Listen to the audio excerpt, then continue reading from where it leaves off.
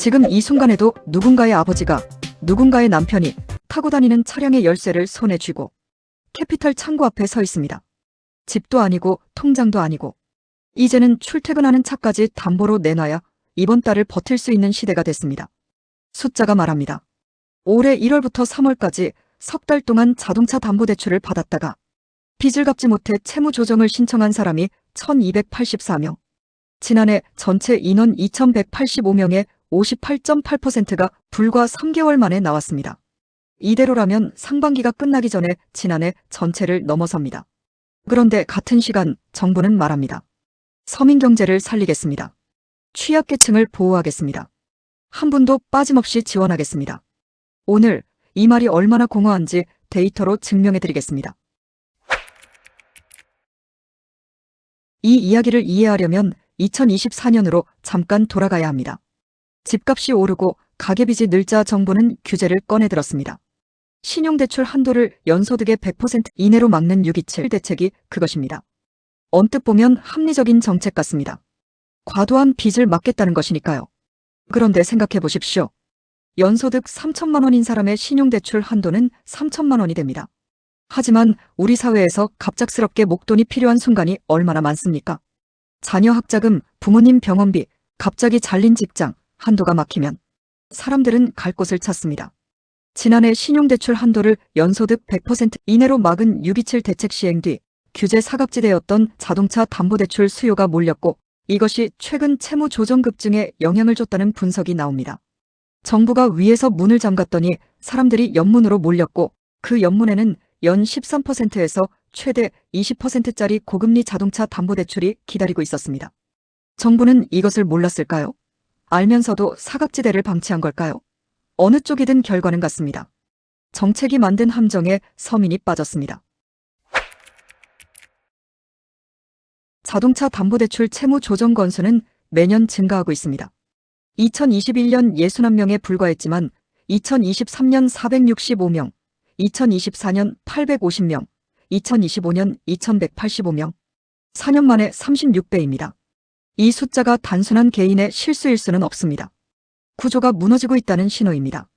그렇다면 이 돈은 어디로 흘러가고 있을까요? 저축은행 캐피탈사가 주로 취급하는 자동차 담보대출은 저신용 차주가 이금융권에서 마지막으로 선택하는 상품으로 여겨집니다. 마지막 선택이라는 표현 기억해 두십시오. 연 16에서 17%짜리 대출을 연 4에서 5%대 조달 비용으로 운용하면 캐피탈사 마진은 12%포인트가 넘습니다.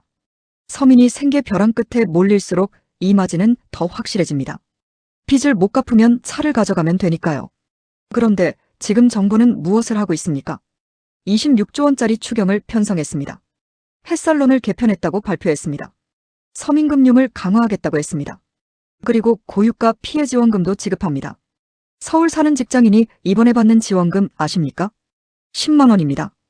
기초수급자가 받는 최대 60만 원은 비수도권 거주자 기준이고 수도권 일반 가구는 1인당 10만 원. 연 17% 이자를 내는 사람한테 10만 원짜리 지역화폐를 쥐어주고 서민 경제를 살렸다고 합니다. 그 햇살론도 한번 보십시오. 연소득 3,500만 원 이하, 신용점수 하위 20%. 조건을 맞추다 보면 정작 급전이 필요한 그 순간 자격이 안 됩니다. 조건이 너무 엄격하거나 한도가 너무 낮거나 이 제도를 실제로 이용하는 사람은 극소수입니다. 이것이 이슈의 이면입니다. 정부는 보여주기용 대책을 쏟아내고 실제 서민들은 캐피탈 창고 앞에 줄을 섭니다. 그리고 그 창고 뒤에서는 수익이 쌓입니다.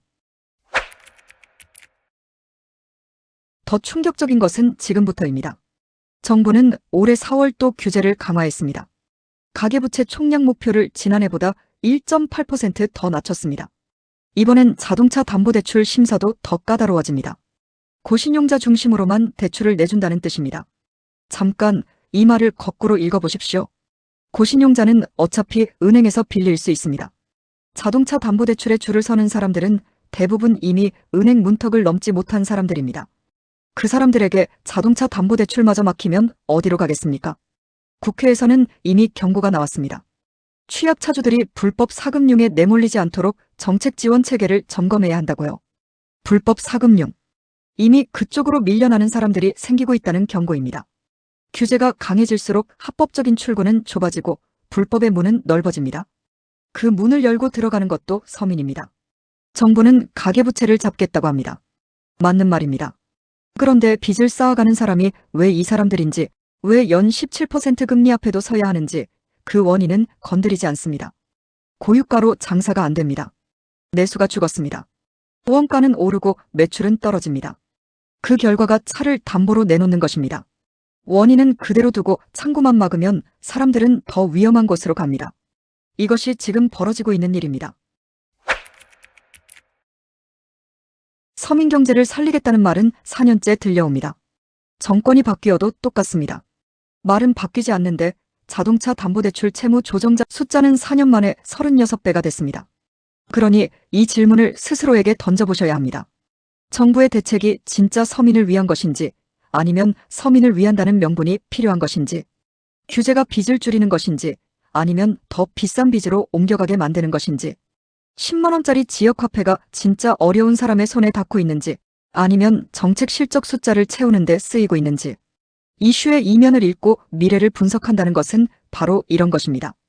보도자료가 아니라 숫자를 보는 것, 슬로건이 아니라 구조를 보는 것, 그리고 그 구조에서 내 돈이 어디로 흘러가고 있는지를 아는 것. 당신의 차가 담보가 되기 전에 이 구조를 먼저 알아야 합니다. 구독과 좋아요, 알림 설정까지 부탁드립니다. 당신의 돈을 지키는 올빼미의 눈이었습니다.